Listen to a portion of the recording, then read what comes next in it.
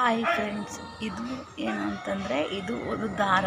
ಇದು ಯಾವುದ್ರಲ್ಲಿ ಬರುತ್ತೆ ಅಂತಂದರೆ ಅಕ್ಕಿ ಮೂಟೆ ತೊಗೋತೀವಲ್ವ, ಅಕ್ಕಿ ಚೀಲದಲ್ಲಿ ಮೇಲ್ಗಡೆ ಆಗುತ್ತೆ ನೋಡಿ, ಅದು ದಾರ. ಇದು ಅದರಲ್ಲಿ ಬರುತ್ತೆ. ಮತ್ತು ಬೇರೆ ಏನಾದರೂ ಚೀಲ ತೊಗೊಂಡ್ರೆ ಅದು ಬರುತ್ತೆ. ಈ ದಾರನ ಬಿಸಾಕಬೇಡಿ. ಇದು ಎಷ್ಟು ಉಪಯೋಗ ಇದೆ ಗೊತ್ತಾ. ಈ ದಾರ ತುಂಬ ಸ್ಟ್ರಾಂಗ್ ಆಗಿರುತ್ತೆ. ಈ ದಾರ ನಾನು ಮೊದಲೆಲ್ಲ ಬಿಸಾಕ್ತಾ ಇದ್ದೆ, ಬಟ್ ಇದು ತುಂಬ ಸ್ಟ್ರಾಂಗ್ ಆಗಿರುತ್ತೆ. ಇದು ಏನಕ್ಕೆ ಯೂಸ್ ಆಗುತ್ತೆ ಅಂದರೆ, ನಾವು ಕಾಲು ಒರೆಸೋ ಮ್ಯಾಟ್ ಇರುತ್ತಲ್ವ, ಅದೇನಾದರೂ ಹರಿದೋಗಿದ್ರೆ ನಾವು ಎಲ್ಲ ಚೆನ್ನಾಗಿರುತ್ತೆ. ಸ್ಟಿಚಿಂಗ್ ಹತ್ರ ಬಿಚ್ಕೊಂಡಿರುತ್ತಲ್ಲ, ಆವಾಗ ನಾವು ಮಾಮೂಲಿ ದಾರದಲ್ಲಿ ಹೊಲಿದ್ರೆ ನಿಲ್ಲಲ್ಲ.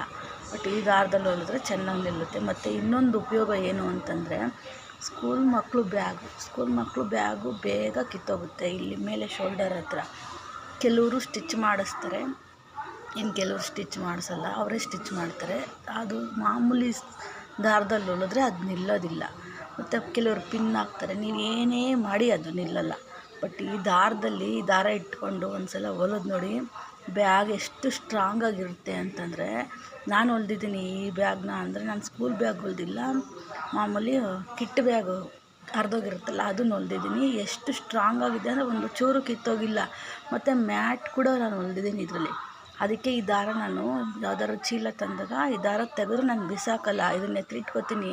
ಮತ್ತು ವ್ಯಾನಿಟಿ ಬ್ಯಾಗುಗಳಿಗೂ ಸ್ಟಿಚ್ ಮಾಡ್ಕೊಬೋದು. ಇದು ತುಂಬ ಸ್ಟ್ರಾಂಗ್ ಇರುತ್ತೆ ಈ ದಾರ. ಇದೇನು ನಿಮ್ಗೆ ಉಪಯೋಗ ಆಗಲಿ ಅಂತ ಹೇಳ್ತಾಯಿದ್ದೀನಿ ಫ್ರೆಂಡ್ಸ್.